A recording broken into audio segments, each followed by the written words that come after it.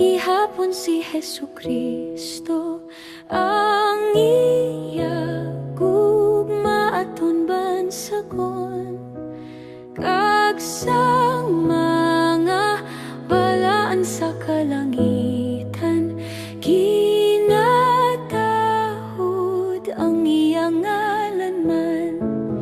Siya subong sang bantay saya pagtatap sa iya mga anak nga tanan, nga ni pagdayawon si Jesus gihapon sa pagdayaw nga wala singlangan.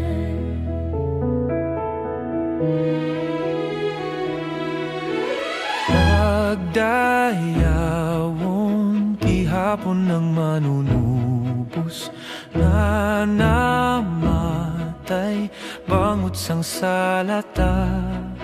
Siya ang aton nga pagalauman karon, kag pagdayawon gid sa gihapon. Ang pagdayaw kay Jesus ta ihalad, ang gugma niya nga labing lubos.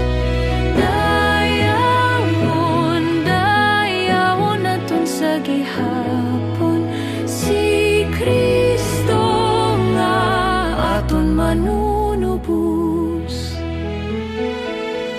Pagdayawon gihapon ang mamamawi sang mga binuhatan nga tanan, kay siya amo na lamang ang magahari gihapon sa walay katapusan.